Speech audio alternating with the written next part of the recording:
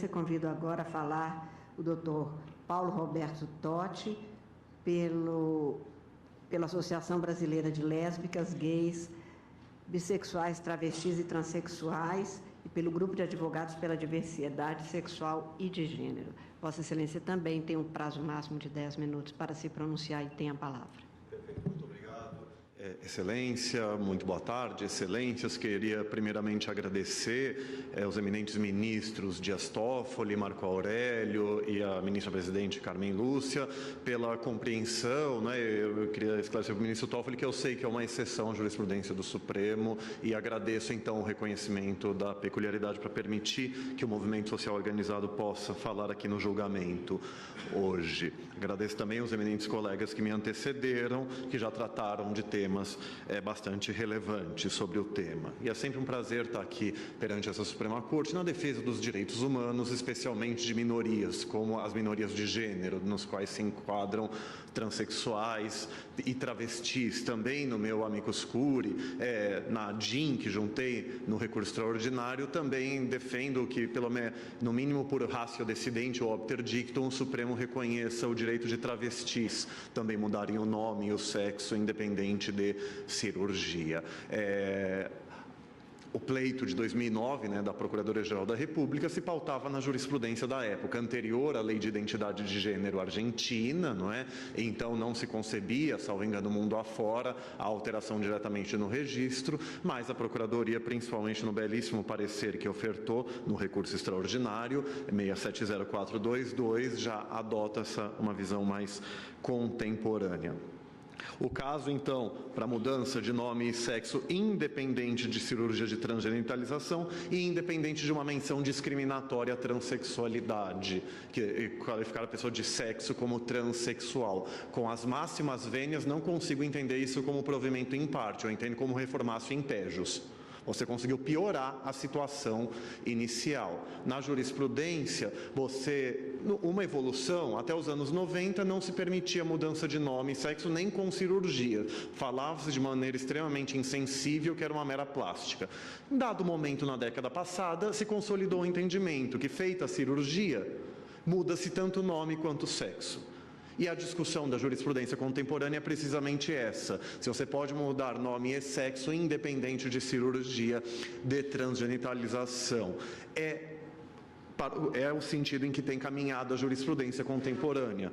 Mesmo no conservador Tribunal de Justiça de São Paulo, da onde venho, a jurisprudência da última década, dos últimos 5 anos, pelo menos todos os casos que levei ao Tribunal de Justiça foram deferidas, mudança de nome e sexo independente de cirurgia. E a questão de colocar transexual no registro civil é tão discriminatória que nem vou me aprofundar muito no tema, mas desde o clássico livro do professor Luiz Alberto Davi Araújo, do ano 2000, A Proteção Constitucional do Transsexual, em que ele relata, meu caríssimo professor de mestrado, doutorado, ele relata que uma das primeiras decisões fez isso, mas já aponta o caráter discriminatório. Isso, segundo Maria Berenice Dias, advogada, inclusive, do caso do recurso extraordinário, isso viola o direito à intimidade e reforça o estigma e preconceito da situação. Então, realmente, eu acho que conseguiu piorar a situação na segunda instância. Há uma série de princípios constitucionais que justificam o pleito aqui formulado tanto na ADIM 4275 quanto no recurso extraordinário. Vou me focar na dignidade da pessoa humana, porque ela garante implicitamente, isso é pacífico, como um dos direitos da personalidade, o direito à identidade pessoal, que, na clássica classificação de Limon de França, garante o direito de personalidade de integridade moral, que, segundo Teresa Vieira, uma das grandes pesquisadoras de direitos trans no Brasil, abarca o direito à identidade de gênero. Maria Berenice Dias, Carolina Ferraz, Glauber Salomão Leite, eu, em nossa doutrina, também vamos nesse sentido. Mas antes de entrar na questão jurídica, eu gostaria de destacar uma coisa que muitos juízes e promotores, principalmente em primeira instância, aparentemente não entendem. Condicionar a mudança do registro civil de transexuais e travestis à cirurgia inviabiliza esse direito na prática. Por quê? Muito embora o SUS realize a cirurgia desde 2008 por condenação judicial, Ele atualmente faz 2 cirurgias por mês. Até 2 anos atrás era 1 por mês. Tem transexuais esperando há mais de 10 anos na fila.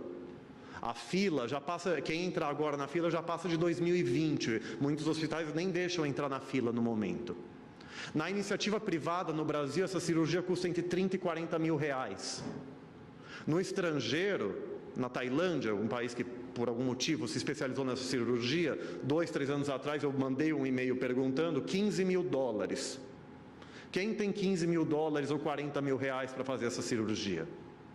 Condicionar o respeito, o direito à identidade pessoal, à dignidade das pessoas trans, travestis, mulheres transexuais, homens trans, à cirurgia, por essa questão fática, inviabiliza o direito na prática. O Supremo Tribunal Federal tem que ter isso em mente.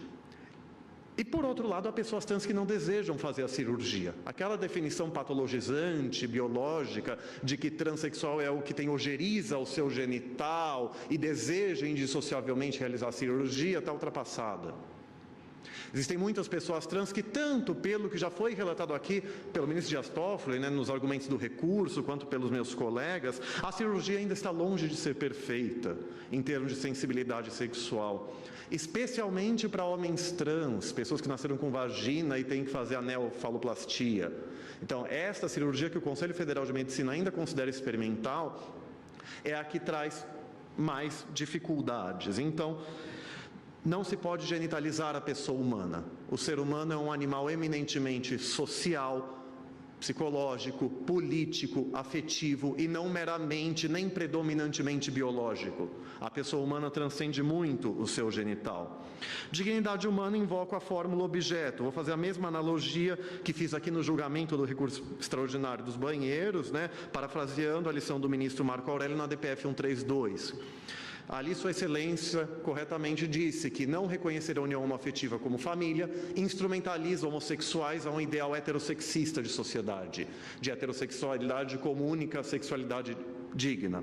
Aqui, não reconhecer o direito à identidade de gênero das pessoas trans, não permitir mudança de nome e sexo sem cirurgia, instrumentaliza pessoas trans a um ideal cisgênero de sociedade, onde somente pessoas não transexuais, não transgêneras seriam merecedoras de igual respeito, de total respeito e consideração. Nega o direito à igual dignidade que a Suprema Corte dos Estados Unidos reconheceu reconheceu o direito das pessoas ao casamento civil homoafetivo em 2015. A dignidade humana garante ainda o direito à autonomia moral da pessoa, um direito de liberdade. Entenda bem, ninguém escolhe ser homo, hétero ou bissexual em termos de orientação sexual, ninguém escolhe ser travesti, transexual ou cisgênero. As pessoas simplesmente se descobrem de uma forma ou de outra. Mas, dito isso, é um direito de autonomia moral a pessoa decidir se quer ou não realizar a cirurgia, se quer ou não se identificar com uma pessoa do gênero oposto àquele que a sociedade lhe imputa.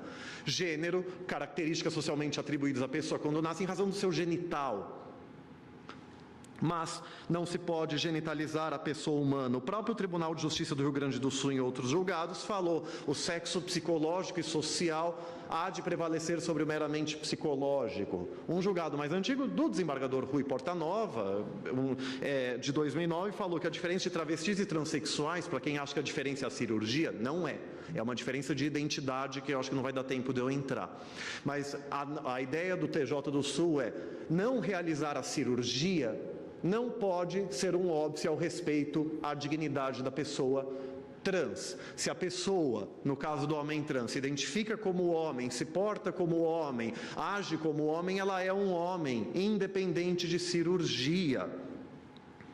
Aliás, ano passado, decisão transitada em julgado de primeira instância, a ativista transexual Neon Cunha conseguiu a mudança, ela entrou com a ação não juntando laudos, perspectiva não patologizante das pessoas trans. A França despatologizou a transexualidade em 2009.